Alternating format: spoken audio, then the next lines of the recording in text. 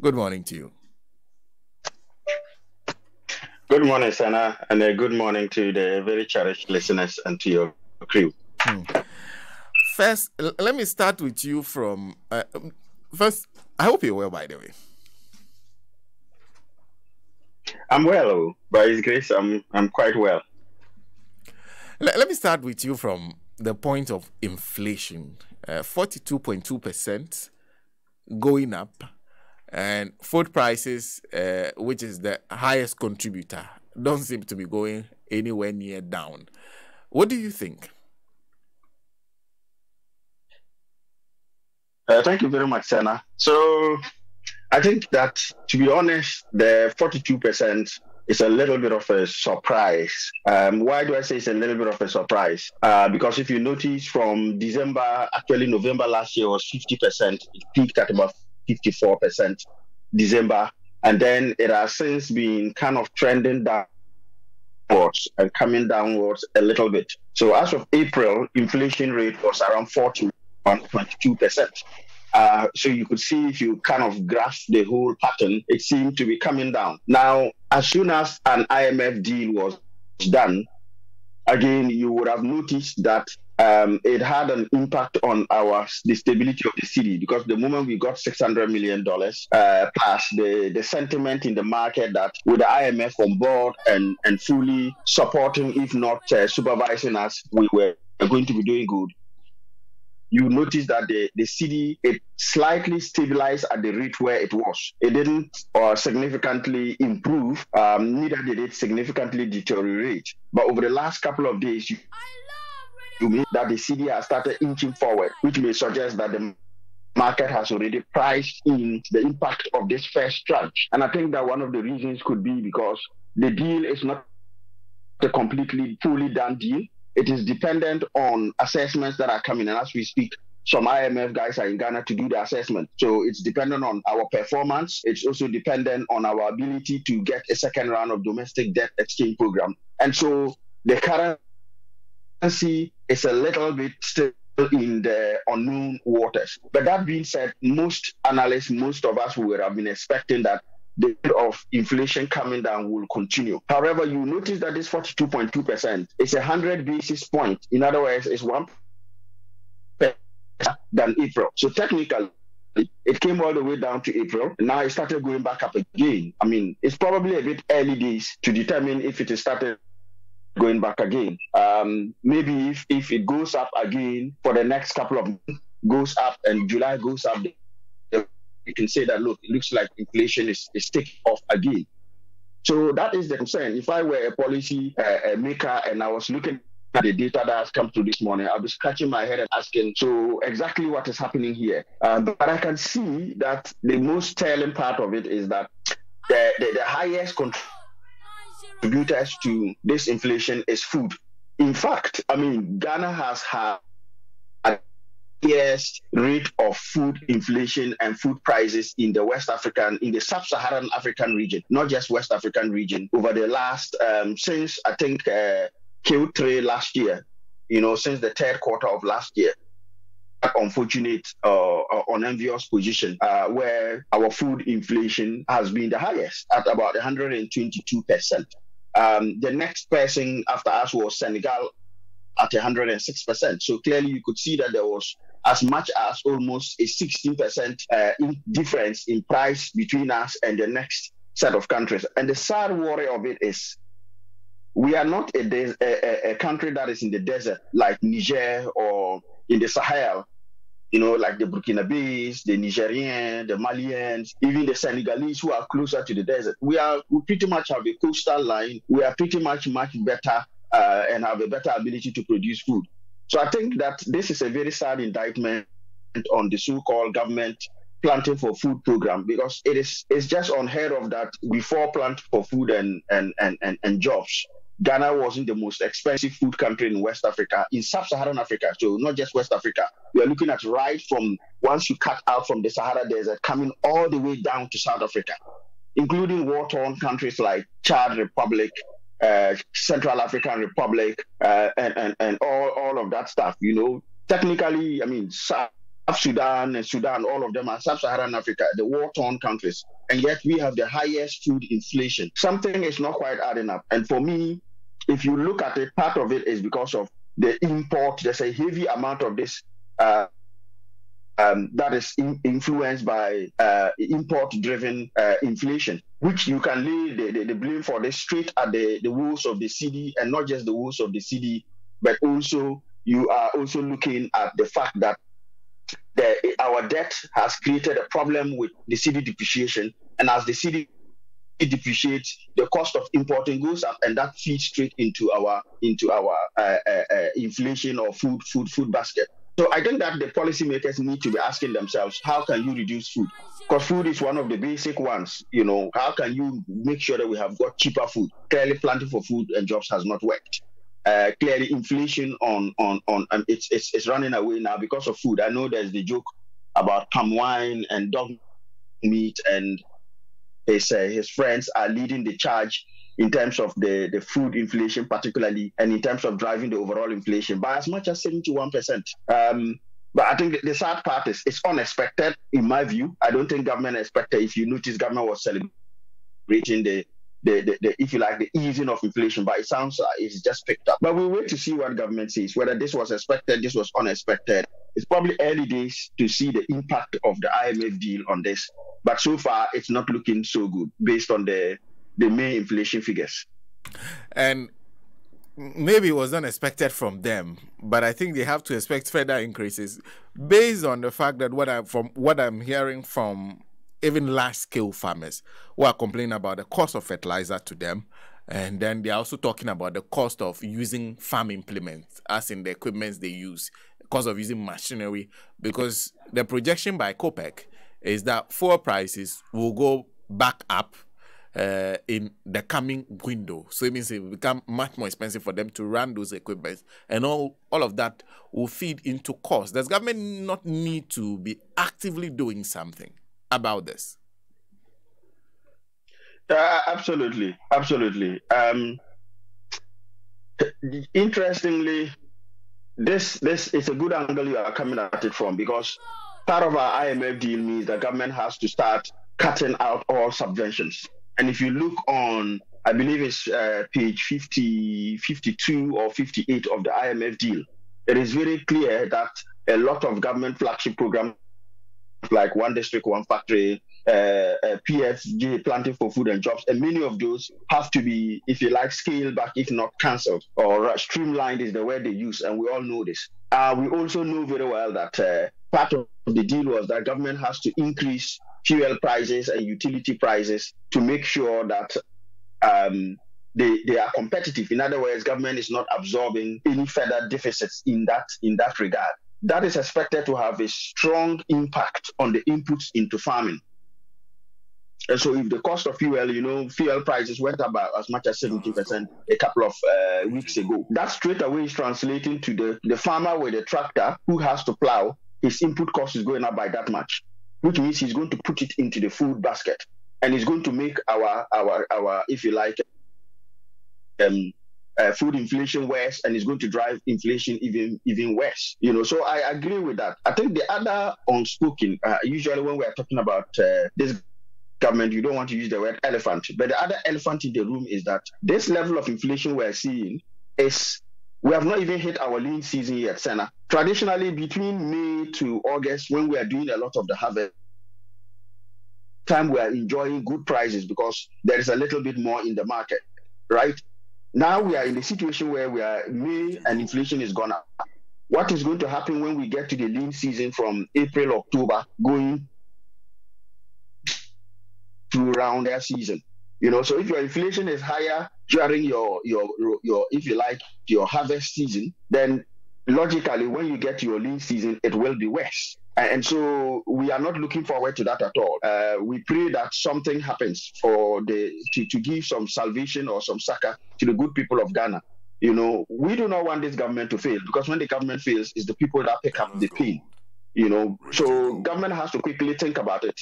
If inflation is going to keep going up, then I don't think government should exacerbate it or worsen it by sticking to this IMF principle of increasing fuel prices, increasing utility prices.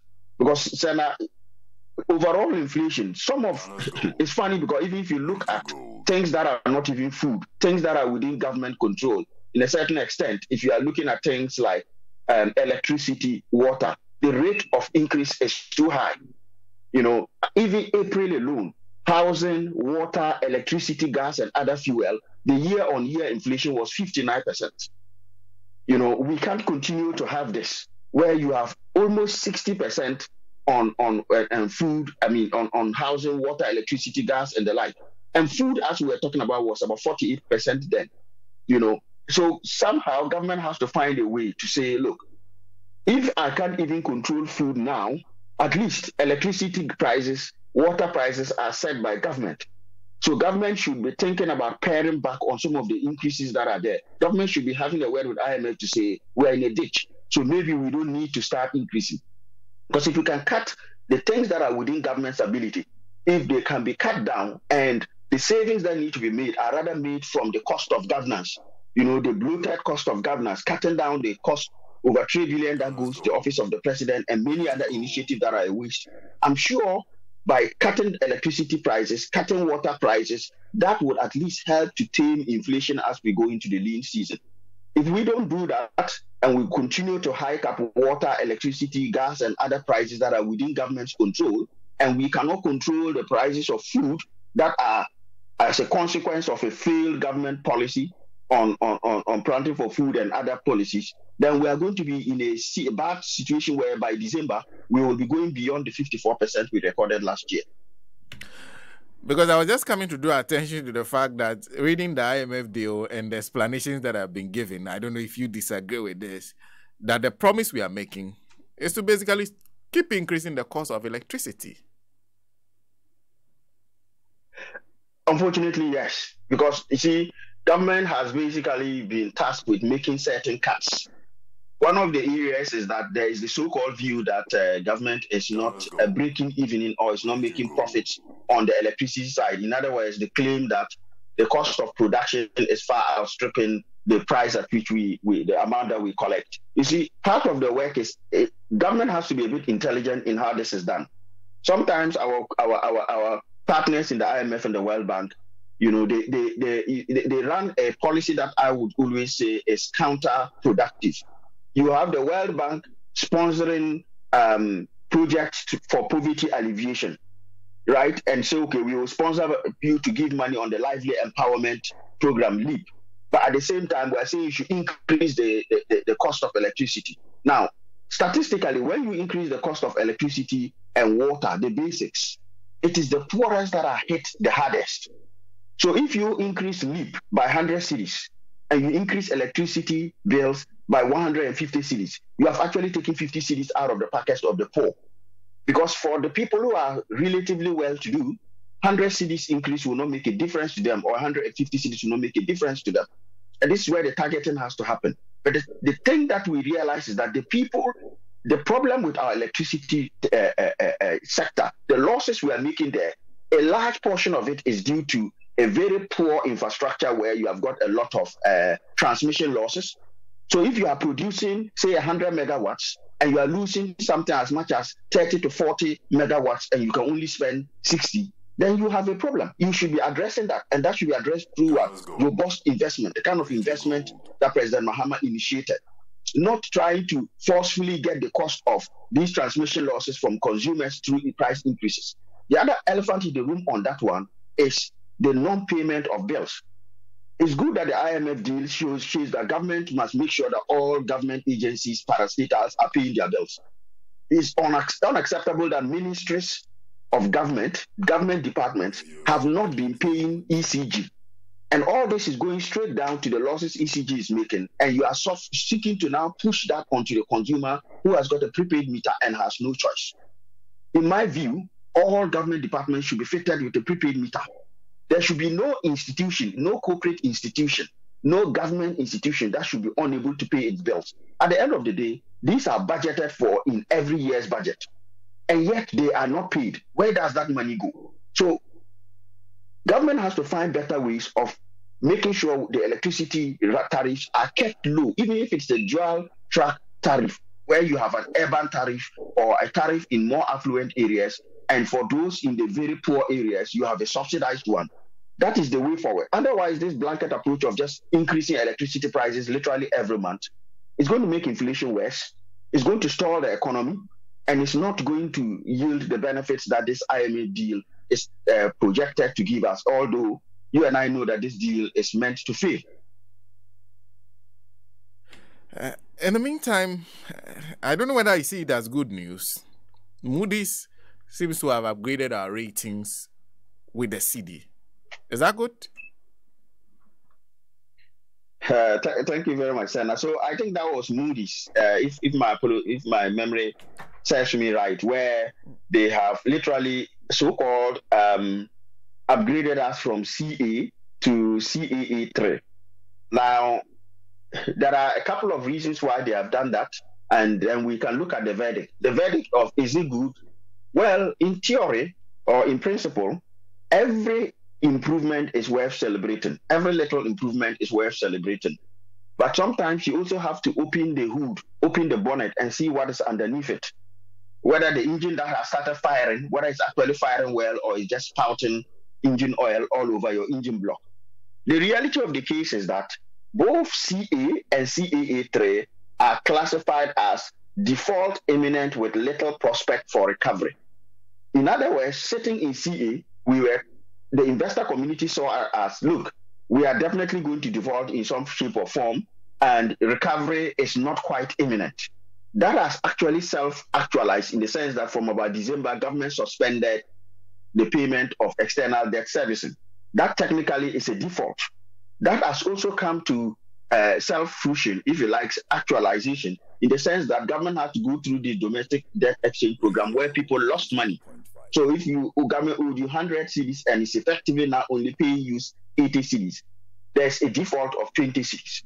And so whilst we would welcome the fact that it has crunched upwards, but technically all that has happened is we are still in class 1, if I may use this analogy.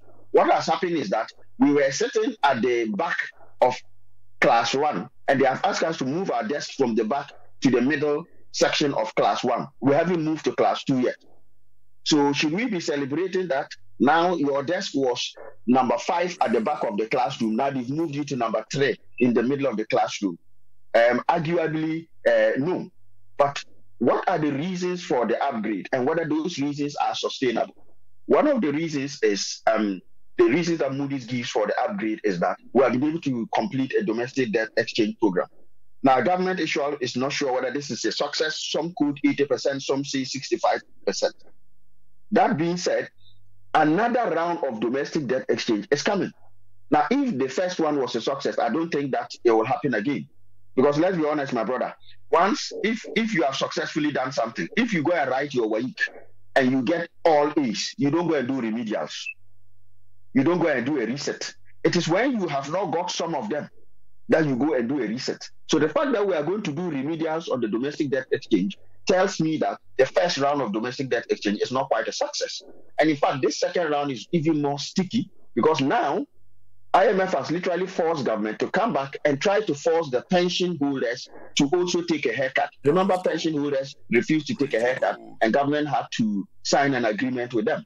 Now, government is trying to renege on that agreement. Government is trying to go back on that agreement. So we are expecting that will be extremely, extremely difficult. The other element of our exchange, not just the domestic one, is the external one. Because we have over $10.5 billion of debt that we now need to renegotiate. A large chunk of that, over 60% of it, is now sat with our external debt holders, the Paris Club, China, and the multilaterals like IMF and the World Bank. The difficult problem you have with that is this. The Paris Club are asking that the Chinese should cut the amount and give some debt relief before they will also act. The Chinese are saying, well, if we have to do it, then the multilaterals also have to cut their debt. The multilaterals are saying, oh, we are not bilateral, we are just multilateral. So the World Bank and IMF are saying, we are not part of this bilateral country-to-country debt, so we don't want to do that. And China is basically saying, well, who owns the IMF? All these other Western countries are also part of the owners of it. And so you have a problem. Now, Ghana will struggle because Tanzania is exactly in the same situation we are getting into. A similar type of deal was entered into, not Tanzania, Zambia. A similar type of deal was entered into them where they were giving this kind of Ghana deal of, you haven't met the criteria for the bailout, but we will give you that bailout subject to you now getting this debt relief from the external debt people and your internal one. A year and a half later, Zambia is still struggling to be able to secure that debt relief from the Paris Club, from China, and from the others that is needed for the second tranche of money to come in. So Ghana has a very difficult position here. If we are not able to secure this debt relief program, it means, from these from the Paris Club and from China and the like, our current IMF deal will be at stake. This is why at the moment they have come into the country, the IMF guys have come in and they're doing more assessments of our situation. We've only got 600 million. And if we are not able to clear this, we may not get anything. In fact, Pakistan went through a similar deal, and you would see that they are suffering serious financial crisis. It had to take Russia to send them about 100,000 barrels of oil recently to be able to get them to survive. The reason being they had also entered that kind of deal where they were not qualified for that deal based on debt sustainability. But the IMF said, take it. But as you go through and you get more debt relief and you cut more debt, we'll be able to get through. They have struggled.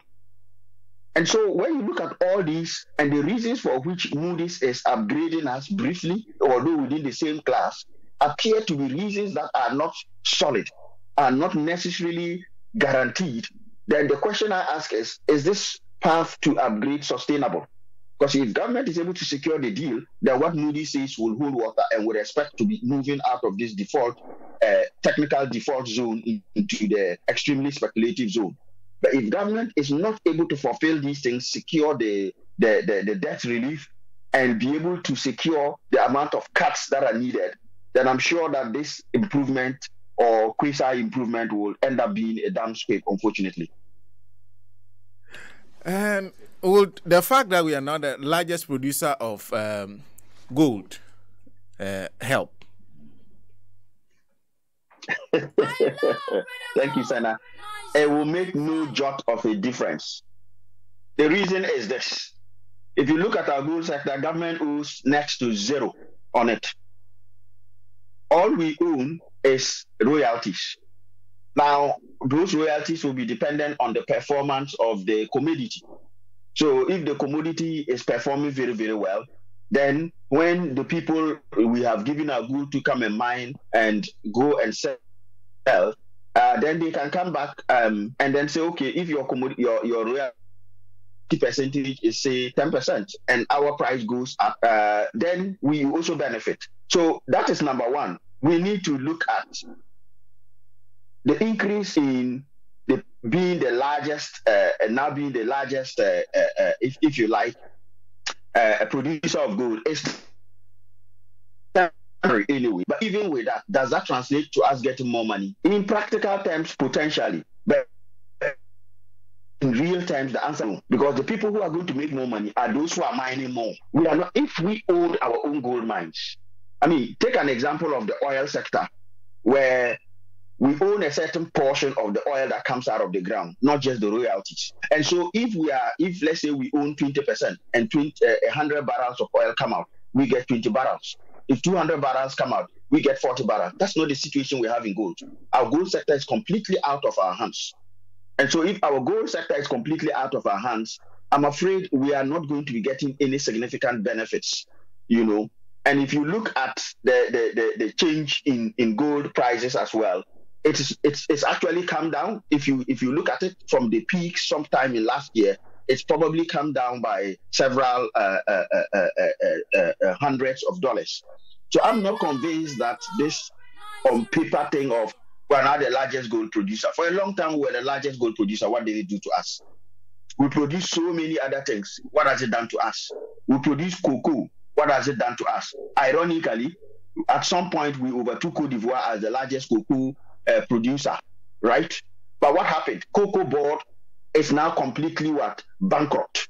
Cocoa Board, if you look at the IMF deal, is contributing almost 13 billion cedis worth of debt and has been used as a borrowing vehicle. So I am not even convinced that this title of largest producer of gold now, albeit temporarily, is going to make a difference to our position now.